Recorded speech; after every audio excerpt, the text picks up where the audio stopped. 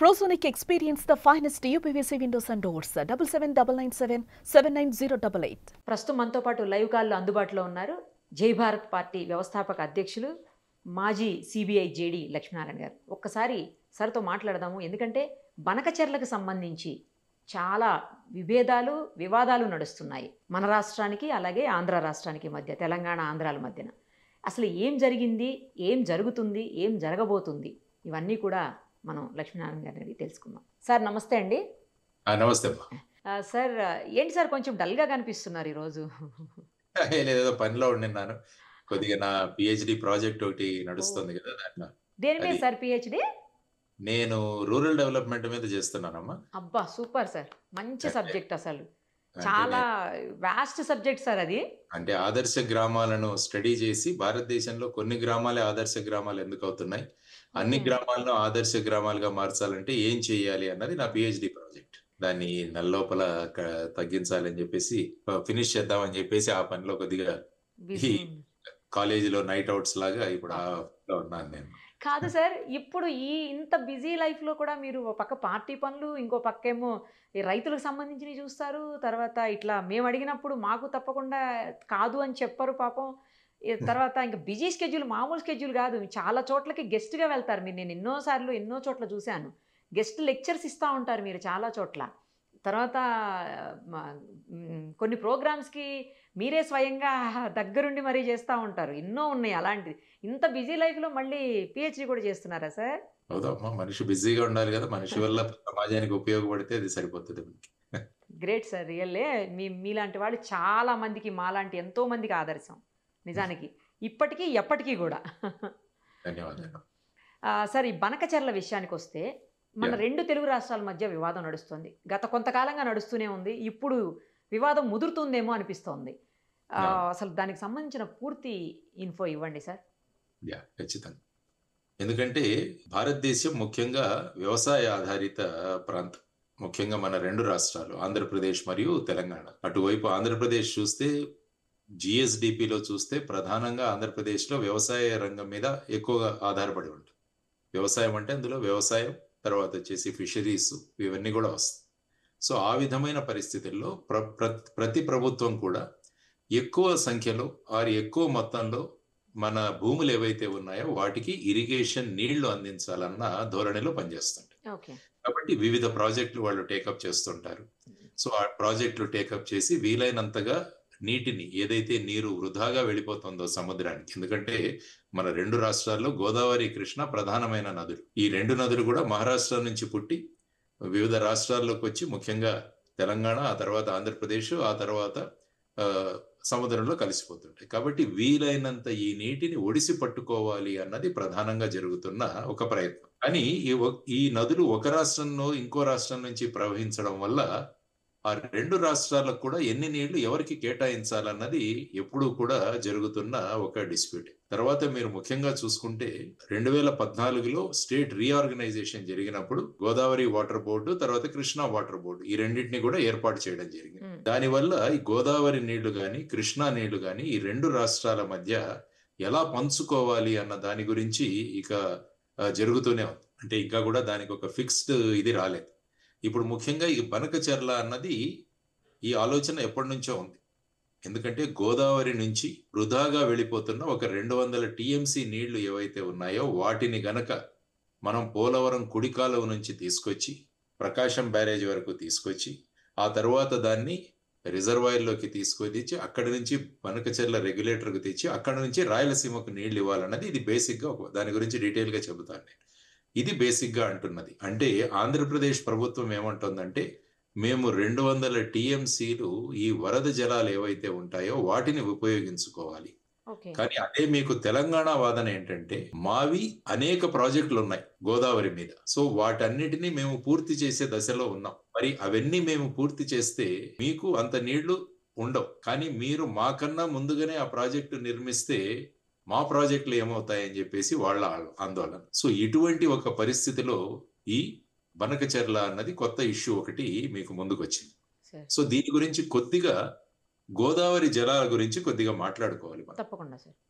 గోదావరి జలాల్లో ఎలా ఉంటుందంటే మీకు మొత్తం 1486 టీఎంసీలు మొత్తం ఉమ్మడి ఆంధ్రప్రదేశ్కు అలాట్ చేశారు గోదావరి. ఓకే. ఎందుకంటే గోదావరి మహారాష్ట్రలో కూడా ప్రవహిస్తుంది, అవును సార్, మహారాష్ట్రలో పుట్టింది కూడా అక్కడే.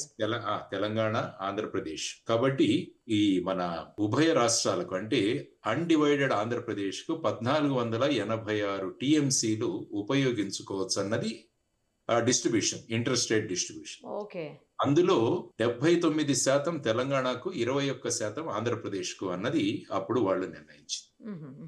అంటే దీని ద్వారా ఏమవుతుందంటే సుమారుగా తెలంగాణ 1180 టీఎంసీలు వాడుకోవచ్చు, ఆంధ్రప్రదేశ్ 310 టీఎంసీలు వాడుకోవచ్చు. అంటే 1486లో 1180 వచ్చేసి తెలంగాణ, 310 వచ్చేసి ఆంధ్రప్రదేశ్. కానీ తెలంగాణ వాదన ఏంటంటే ఆంధ్రప్రదేశ్ సరార్థర్ కాటన్ అంటే స్వాతంత్రం రాకముందే 310 టీఎంసీలు ఉపయోగించేసుకుంది గోదావరి అంటారు. తర్వాత పోలవరం వచ్చింది, పోలవరం వచ్చి సుమారుగా 368 టీఎంసీ. కాబట్టి ఈ రెండు కలిపితే సుమారుగా 684 టీఎంసీలు ఆంధ్రప్రదేశ్ ప్రభుత్వం ఉపయోగిస్తుంది అన్నది తెలంగాణ యొక్క వాదన. ఓకే. వాళ్ళకి ఇచ్చింది 310 టీఎంసీలే, కానీ ధవళేశ్వరము, ఆ తర్వాత ప్రకాశం బ్యారేజు, వీటి వల్ల స్వాతంత్రానికి పూర్వమే 310 టీఎంసీలు, ఆ తరువాత పోలవరం వల్ల ఒక 366, దీనివల్ల మొత్తం 684 టీఎంసీలు ఆల్రెడీ ఉపయోగించుకుంటున్నారు వాళ్ళు. మళ్ళా ఈ 200 టీఎంసీ ఏంటన్నది వాళ్ళ వాదన. కానీ వాళ్ళు ఏంటంటే ఇప్పుడు తెలంగాణలో మీరు చూసుకుంటే మొత్తం 1180 టీఎంసీలు ఉపయోగించుకోవచ్చు. తెలంగాణ ఒక్కసారి మీరు చూస్తే తెలంగాణ ఏమవుతుందంటే ఈ నదులు ఎక్కడైతే ప్రవహిస్తాయో, నదులు ఎక్కడైతే మీకు వస్తాయో ఆ ల్యాండ్ అంటే కాళేశ్వరం దగ్గర మీకు ఇది వస్తుంది. యాక్చువల్గా మీరు గోదావరిది ఒక్కసారి మీరు పథకం చూస్తే మొదట వచ్చేది శ్రీరామ్ సాగర్ ప్రాజెక్ట్ తెలంగాణ గోదావరి, దాని తర్వాత ఎల్లంపల్లి ప్రాజెక్ట్, ఆ తర్వాత వచ్చేసి ప్రాణిహిత అన్న నది కాళేశ్వరం దగ్గర గోదావరి కలుస్తుంది. ఆ తరువాత వచ్చేసి అక్కడ మన కాళేశ్వరం ప్రాజెక్ట్ అంటే మేడిగడ్డ ఇవన్నీ కూడా కట్టారు. ఆ తర్వాత కొంత దూరం వెళ్ళిన తర్వాత ఇంద్రావతి నది కలుస్తుంది గోదావరి. ఆ తర్వాత తెలంగాణలో ఇచ్చెంపల్లి అని ఒక ప్రాజెక్ట్, అది సుమారుగా 300 టీఎంసీల కెపాసిటీ ప్రాజెక్ట్, అంటే నిజాం నుంచి ఉంది. ఆ తరువాత దేవాదుల, తుపాకులగూడెం, సీతారామ ప్రాజెక్టు, సీతమ్మ సాగర్ ప్రాజెక్టు ఇవన్నీ కూడా వస్తాయి. ఆ తర్వాత శబరి నది, ఆ తర్వాత మీకున్నది ధవళేశ్వరం, పోలవరం తర్వాత ధవళేశ్వరం. ఇది మీరు తెలంగాణ మరియు ఆంధ్రప్రదేశ్లో గోదావరి మీద ఉన్న ప్రధానమైన ప్రాజెక్ట్. సో ఈ విధంగా చూసుకుంటే శ్రీరామ్ సాగర్ ప్రాజెక్ట్ నుంచి ఫైనల్ గా మీకు ధవళేశ్వరం వరకు జరుగుతున్నవి. సో ఇప్పుడు వీళ్ళ ఉద్దేశం ఏంటంటే ఈ బనకచెర్ల ద్వారా గోదావరి జలాలను కృష్ణా నది జలాలకు తీసుకురావాలి అన్నది ప్రధానమైన పథకం. ఓకే.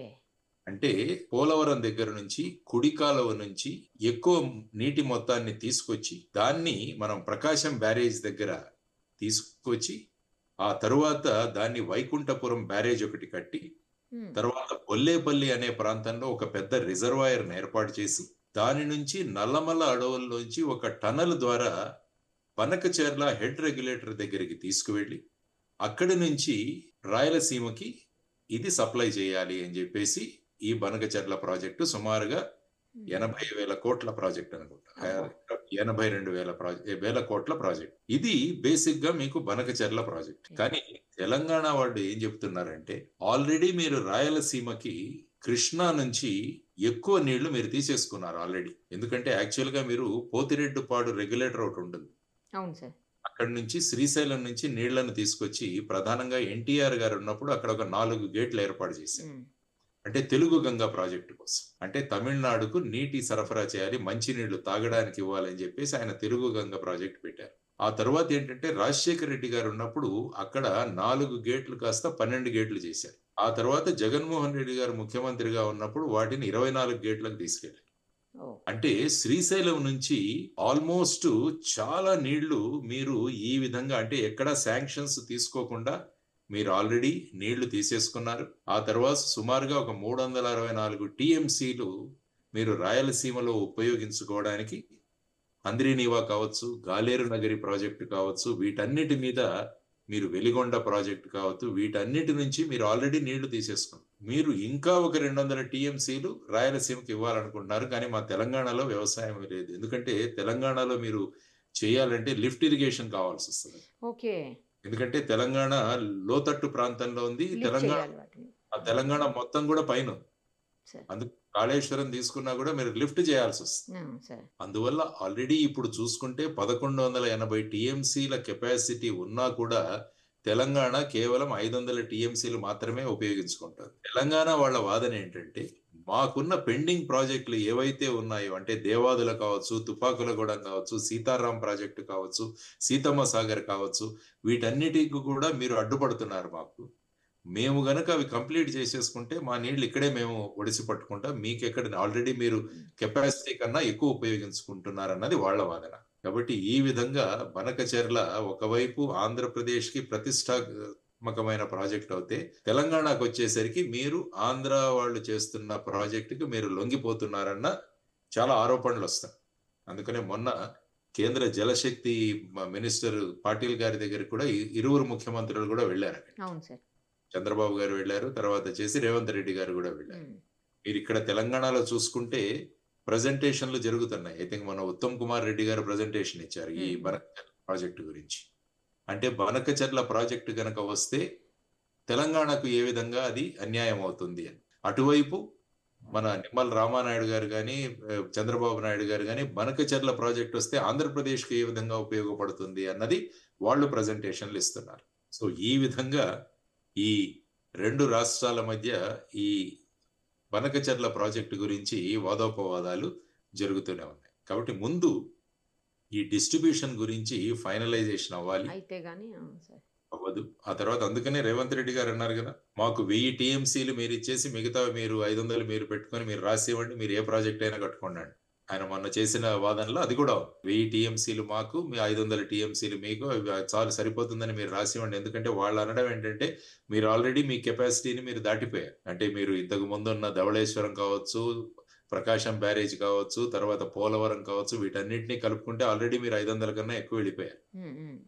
కాబట్టి మీరు వెళ్ళలేరు. ఆల్రెడీ శ్రీశైలం నుంచి మీరు ఎటువంటి పర్మిషన్లు లేకుండా మీరు చాలా అమౌంట్ మీరు లాగుతున్నారు అక్కడి నుంచి.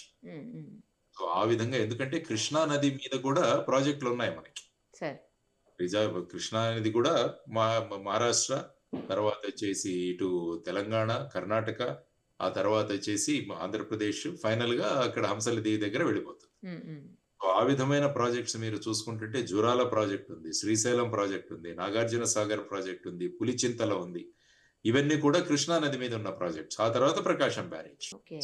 ఇప్పుడు ఈ పోలవరం ద్వారా ఎక్కువ నీటిని ఇటు తీసుకురావాలన్న దానికి ప్రధానంగా తెలంగాణ వాళ్ళు అడ్డుపడుతున్నారు. సో ఇప్పుడు ఫైనల్ గా దీని గురించి ఒక మీడియేషన్ జరగాలి. ఆ తర్వాత ఇరుపక్కల వాదోపవాదాలు వినాలి. విన్న తర్వాత ఫైనల్ గా దీని గురించి ఒక నిర్ణయం తీసుకోవచ్చు. ఎందుకంటే వాళ్ళు ఏమంటున్నారంటే మీరు ముందే ప్రాజెక్ట్ కట్టేస్తే ఆ తర్వాత మీరు హక్కుగా పోరాడతారు దాని గురించి. అంటే మీకు ఆల్రెడీ అసలు లేదు, అయినా కూడా మీరు దీన్ని రంగంలోకి తెచ్చి మీరు ముందు చొరవ తీసుకొని మీరు కట్టేసి ఏ విధమైన పర్మిషన్ లేకుండా ఆ తర్వాత ఇంకా కట్టేసాం కాబట్టి మీకు ఇవ్వాల్సి వస్తుంది అన్న ధోరణి మీరు వ్యక్తం చేస్తారన్నది వాళ్ళు అంటున్నారు. తెలంగాణ వాళ్ళు అనేది హంద్రీనివా కావచ్చు, గాలేరు నగరి కావచ్చు, వెలిగొండ కావచ్చు, వీటన్నిటికి కూడా మీరు శాంక్షన్లు లేకుండానే తెచ్చుకున్నారు కృష్ణా నది నుంచి. అక్కడ మీరు హెడ్ రెగ్యులేటర్ కావచ్చు, తర్వాత బనకచెర్ల రెగ్యులేటర్ కావచ్చు, ఇవన్నీ కూడా మీరు పర్మిషన్ లేకుండా తీసేసుకున్నారు అన్నది తెలంగాణ యొక్క వాదన. సో ఈ విధమైన పరిస్థితులలో మరి బనకచెర్ల ప్రాజెక్ట్ యొక్క ముందు ఎలా ఉంటుంది, ఎందుకంటే ఒక ఎక్స్పర్ట్ కమిటీ కూడా వాళ్ళు రిజెక్ట్ చేశారు. యాక్చువల్గా ఆంధ్రప్రదేశ్ వాళ్ళు వాళ్ళు ఏమన్నారంటే ఎక్స్పర్ట్ అప్రైజల్ కమిటీ వాళ్ళు పర్మిషన్ ఇవ్వలేదు. ఎందుకంటే బేసిక్ గా ఈ డిస్ప్యూట్స్, ఈ అబ్జెక్షన్స్ ఏమున్నాయో తెలుసుకోవాలి. తెలుసుకున్న తర్వాతే ఇది ఇవ్వాలి. ఎందుకంటే ఈ రివర్ ట్రిబ్యునల్స్ తర్వాత దాన్ని కోర్టుకు వెళ్లే ప్రసక్తి చాలా తక్కువగా ఉంటుంది. అవును సార్, అవును. చూసుకుంటే యాక్చువల్ గా లాస్ట్ టైం సుప్రీం కోర్టులో కూడా తెలంగాణ ప్రభుత్వం పోలవరం వీటి గురించి వేసినారు, కానీ దాన్ని విత్డ్రా చేసుకున్నారు తర్వాత. కాబట్టి రకరకాల వాదనలు జరుగుతున్నాయి. సో ఈ పరిస్థితులలో ఇది ఒక రాజకీయ డిస్కషన్ కు జరుగుతుంది. అవును సార్, రాజకీయ రంగు పులుముకుంటోంది. తర్వాత మీరు ఇక్కడ ముఖ్యంగా కాంగ్రెస్ ఏదైతే ఉందో రేవంత్ రెడ్డి గారు, బీజేపీ వారు మీరు కేంద్రంలో ఉన్నారు కాబట్టి ఈ ప్రాజెక్టు రాకుండా మీరు అడ్డుకోవాలి అని వాళ్ళని ఆయన చెబుతున్నారు. సో ఈ విధంగా ఉభయ రాష్ట్రాల మధ్య ఈ బనకచెర్ల అన్నది it is going to be a very important thing. So ఆ విధంగా ఒకవైపు ఏమో మేము ఓన్లీ వరద జలాలనే తీసుకుంటున్నామంటున్నారు కానీ వీళ్ళు మా ప్రాజెక్టులకు మీరు అడ్డుకుంటున్నారు అన్నది వీళ్ళ వాదన. సో ఆ విధంగా బనకచెర్ల అన్నది వస్తే మటుకు చాలా ఒక విస్తృతంగా, ఎందుకంటే బొల్లేపల్లిలో వచ్చే రిజర్వాయర్ చాలా పెద్ద రిజర్వాయర్. సో ఆ రిజర్వాయర్ ద్వారా అక్కడి నుంచి మళ్ళా నల్లమల తర్వాత ఏంటంటే ఇందులో కన్స్ట్రక్షన్ లో ఎన్విరాన్మెంట్ గురించి కూడా చాలా అబ్జెక్షన్స్ వచ్చే అవకాశం ఉందన్నది కూడా తెలంగాణ వాదన. ఎందుకంటే సుమారుగా ఒక 25 కిలోమీటర్ల నల్లమల అడవుల నుంచి ఒక టనల్ నిర్మించాలన్నది కూడా ఇందులో ఒక ప్రస్తావన. కాబట్టి ఆ విధంగా వాళ్ళ చర్చలు, తెలంగాణ వాళ్ళు ఇది గవర్నమెంట్ చేయట్లేదు, కాంట్రాక్టర్లు వాళ్ళ ఫాయిదా కోసం ఇది తయారు చేస్తున్నారు ఈ ప్రాజెక్ట్ అన్నది ఇక్కడ ఒక వాదన వినిపిస్తూ ఉంటుంది తెలంగాణ. కాబట్టి ఈ విధంగా మనం చూసుకుంటే ఈ ప్రాజెక్ట్ అన్నది ముందు ఎలా వెళుతుందో అన్నది చూడాల్సిన అంశం. ఎందుకంటే అన్ని ప్రాంతాలు అభివృద్ధి చెందాలి, there is no doubt. So ఆ ప్రాంతాల్లో మనకు ఈ వాటర్ డిస్ట్రిబ్యూషన్ అన్నది ముఖ్యంగా మనం చూసుకోవాల్సిన అంశం. ఏ రాష్ట్రాలకు రిపేరియన్ స్టేట్స్ ఏవైతే ఉంటాయో వాటికి వాటర్ డిస్ట్రిబ్యూషన్, వాటి యూటిలైజేషన్. ఎందుకంటే ఫైనల్ గా ఎవరో అన్నారు, రాబోయే కాలంలో జరగబోయేది యుద్ధం మీద, నీటి మీదే యుద్ధాలు జరుగుతాయి. ఇప్పుడు మీరు చూసుకుంటే ఆపరేషన్ సింధూర్ అప్పుడు కూడా మనం పాకిస్తాన్ ని ఈ జిలం, చినాబా నదులు ఏవైతే ఉన్నాయో వాటిని అడ్డుకొని వాళ్ళ మీద మనం ఇది సాధించాం. ఆ విధంగా రాబోయే కాలంలో ఈ నదులు, నీరు, ఎందుకంటే ఈ నదుల నీళ్లు కూడా ఈ మధ్య మాన్సూన్ అన్నది సక్రమంగా ఉండట్లేదు. కాబట్టి నదులను వీలైనంతగా మనం ఒడిసి పట్టుకొని వృధాగా వెళ్ళిపోతున్న నీటిని ఆపుకొని వీలైనన్ని రిజర్వాయర్లు కట్టుకొని ఆ నీటిని మనం ఉపయోగించుకుంటేనే రేపు వ్యవసాయానికి కానీ, సాగునీరు కానీ, తాగునీరు కానీ మన దగ్గర నీళ్లు ఉంటాయన్నది ప్రధానమైన సమస్య. వృధాగా సముద్రంలోకి పోయే కంటే మనం వాడుకోవడం బెటర్ కదా సార్, వాడుకోవడం బెటర్ అన్నది. కాబట్టి దానిలో మళ్ళా అనేక రాష్ట్రాల నుంచి ఈ నదులు వెళ్ళిపోతూ ఉండడం వల్ల ప్రతి రాష్ట్రం కూడా మన రాష్ట్రానికి అత్యంత మనకు ఇది ప్రాధాన్యత ఉండాలి, దాన్ని మనం ఉపయోగించుకోవాలని ప్రతి రాష్ట్రం కూడా వారి యొక్క ఆలోచనలు ఉంటాయి. కానీ రెండింటినీ కూడా ఈ రాష్ట్రాలన్నింటినీ కూడా కేంద్రం కూర్చోబెట్టి ఫైనల్ గా ఏ విధంగా ఉభయ రాష్ట్రాలకు ఎటువంటి అన్యాయం జరగకుండా ప్రతి రాష్ట్రానికి దీనివల్ల ఏ విధంగా మీకు ఈ ప్రాతినిధ్యం వస్తుంది, తర్వాత దీని ఉపయోగం ఎలా ఉంటుంది అన్నది కూడా చూడాల్సిన అవసరం. కాబట్టి ఈ బనకచెర్ల గురించి ప్రస్తుతానికి జరుగుతున్న ఈ వాదోపవేదం ఇప్పటి వరకు సార్ గత కొద్ది రోజులుగా బనకచెర్ల ఇష్యూ అవుతుంది అని వాళ్ళు మాట్లాడుతున్నారు, వీళ్ళు మాట్లాడుతున్నారు. 2 స్టేట్స్ నుంచి పొలిటికల్ లీడర్స్ అందరూ కూడా మాట్లాడుతున్నారు. కాకపోతే చాలా మందికి ఏంటంటే అసలు బనకచెర్లకు సంబంధించి ఏం జరిగింది, ఏం జరుగుతోంది, ఏం జరగబోతుంది అనేది క్లారిటీ లేదు. బట్ ఇప్పుడు మీరు చెప్పిన తర్వాత పూర్తిగా స్టోరీ మొత్తం అర్థమయ్యేటువంటి పరిస్థితి ఉంది సార్. థ్యాంక్ యూ సార్, చాలా క్లియర్గా చెప్పారు. Thank you so much. నమస్తే. సుమన్ టీవీలో మీ పర్సనల్ అండ్ బిజినెస్ ప్రమోషన్స్ కోసం కింది నెంబర్కి కాంటాక్ట్ చేయండి.